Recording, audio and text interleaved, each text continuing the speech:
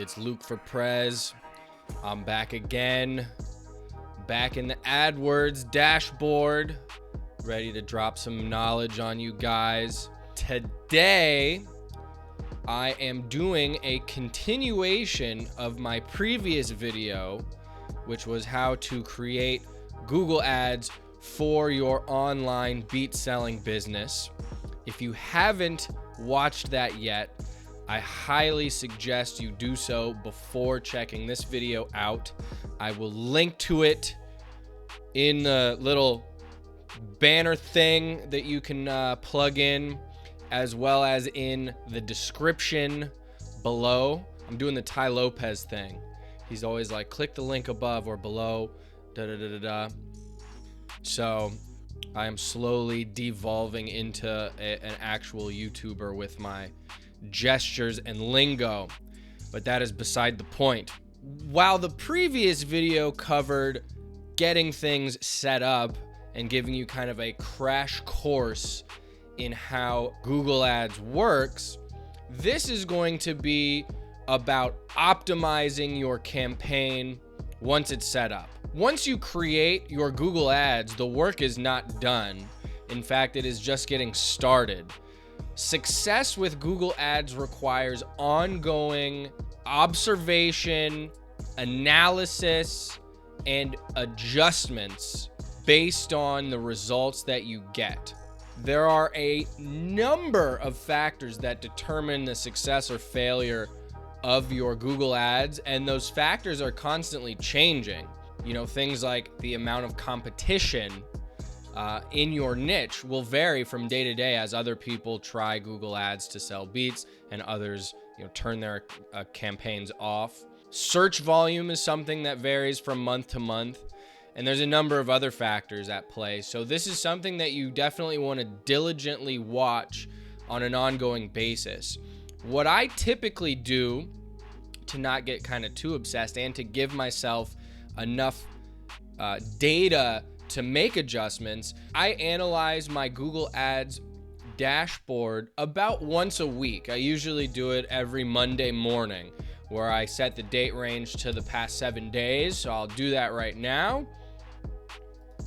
And from that, I can kind of see like, okay, how did my ads perform over the last week, and make adjustments based on that. I'm going to cover a few key optimization strategies that you can implement on an ongoing basis to get the most out of your Google Ads. So yeah, let's get into this. So as you can see, I've gone ahead and set my date range for past 7 days. So you can see, this is like the overview tab. So you can see just kind of like a bird's eye view of what's been popping off in the campaign. The first main thing that I want to cover is the concept of negative keywords. This is an essential component of any successful Google Ads campaign, and your negative keywords list is something that you should be adding to on an ongoing basis. A negative keyword is a type of keyword that prevents your ad from being triggered by a certain word or phrase. Your ads aren't shown to anyone who is searching for that phrase. So for me, as an example, I make trap beats primarily, right? So if somebody types in reggaeton beats for sale, I don't want that person to end up on my site.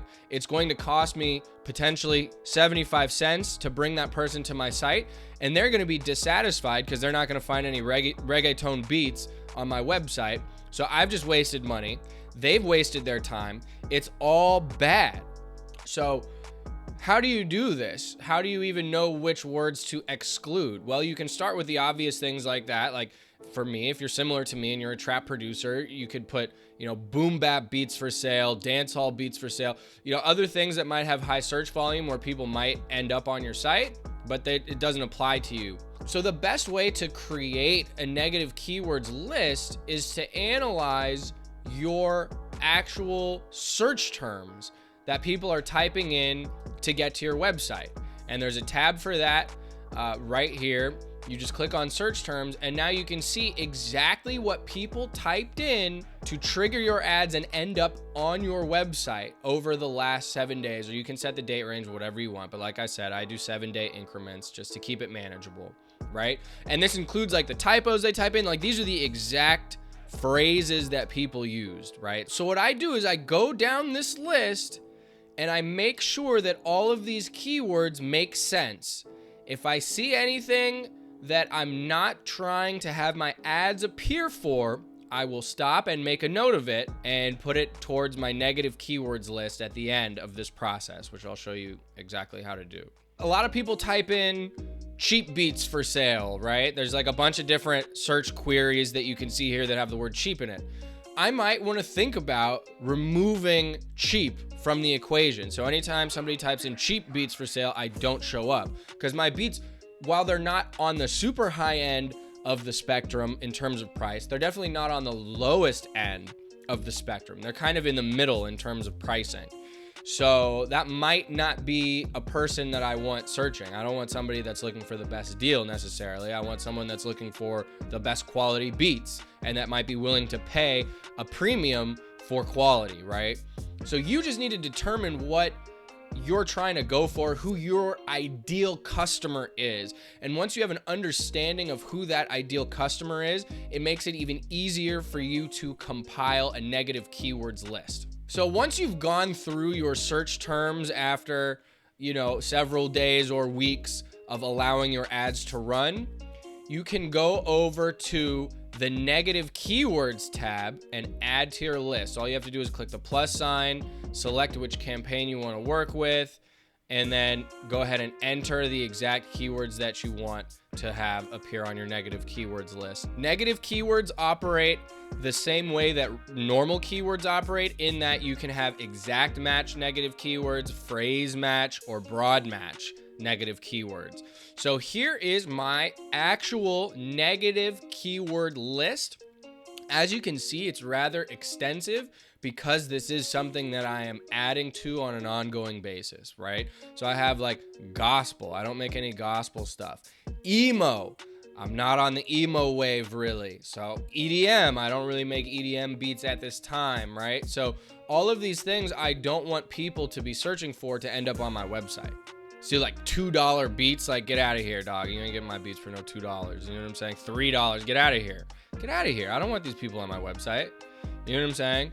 So that just gives you like an idea of what my negative keywords list looks like. Again, this is something that you can continuously add to, and what it ultimately results in is increasing the quality of the traffic that you're getting to your site. You are narrowing down the clicks to the people that are most likely to buy. And that's why negative keywords are extremely essential for your AdWords campaign. Another great way of optimizing your Google Ads campaign is to continuously monitor your Max CPC bids, meaning how much money are you willing to spend per click for each individual keyword. You can actually set this up so each keyword that you have has a different max bid. And as you can see, mine are kind of all over the map here. And this is something that I'm constantly adjusting as well. This is going to be a completely personal choice for you.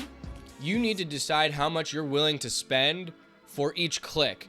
And the way that you make that determination is really just analyzing your particular business and how your conversions shake out.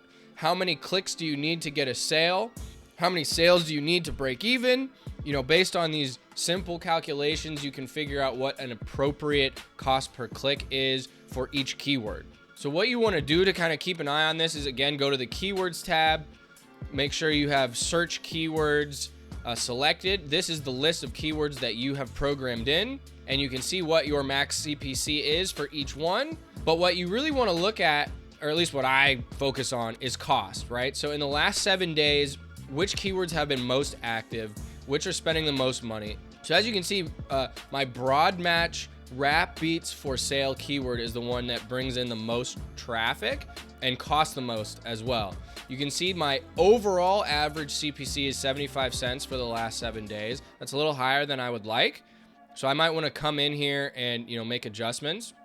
But for this particular first one, it's actually a little higher than that, 78 cents, right? So another factor that you want to keep in mind here when determining what your max CPC should be is what placement you actually want to have. Do you want to be the very first search result that appears? If so, you're going to pay a premium for that. Are you cool with being the second or third search result for your ads? Google used to have a tab here that would actually show you what your average position is for each keyword, which I found to be extremely helpful. They have since removed that for whatever reason, but a quick way to see exactly where you're ranking for each keyword is to simply open up a new window incognito and type in that search query and see where you show up. So let's check out where I am for the first one, rap beats for sale. Rap beats for sale. So boom, I'm the very first search result here for that particular keyword. So 78 cents gets me the very top position. Again, if you're cool with being like the third result, you might be able to bid a little bit lower and people will still end up coming to your site. It just depends on exactly what your strategy is and if you're still maxing out your daily budget with lower positioning on the page. It's up to you. It's a trade-off, and it's ultimately a personal choice. The cool thing with this is you can make mass adjustments all at once, so you don't have to go in here and individually change the price. If you just click this checkbox here and then click edit, you can change max CPC bids all at once. You can increase or decrease the bid amount, and you can do so by a dollar amount or by a percentage. So you can increase all bids by 20% or however you want to do it. You can play around with this and see what works best for you, but it's a nice shortcut so you don't have to be, individually doing this all at once if you're trying to make mass changes. So another cool way to optimize your Google Ads campaign is to adjust your bids, not based on the keywords, but based on other demographics of your traffic.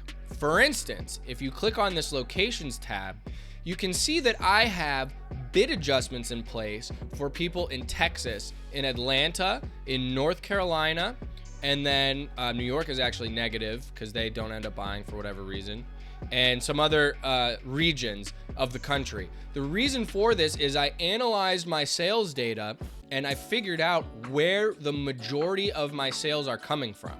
And based on that, I am comfortable with increasing the bid on keywords for people that are in these select locations.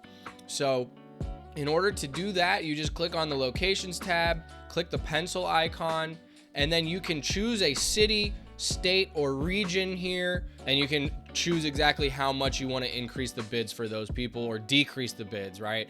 That's another great way of getting the most out of your Google Ads and spending your money the most efficient way possible.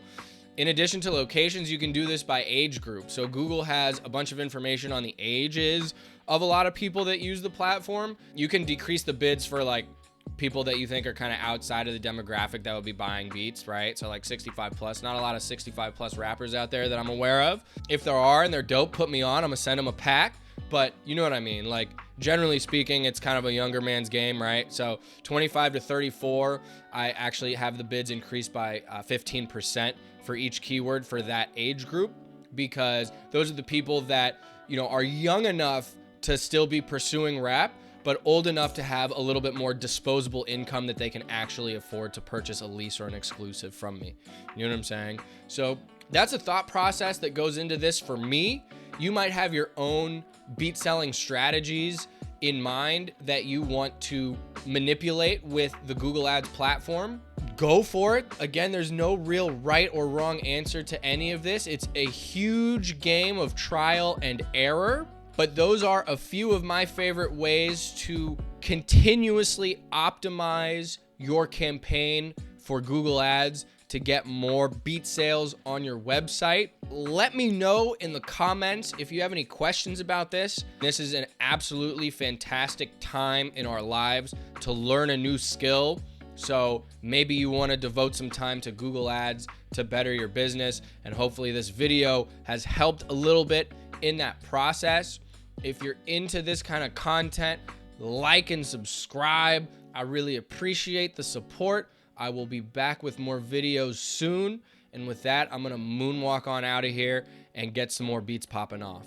Peace.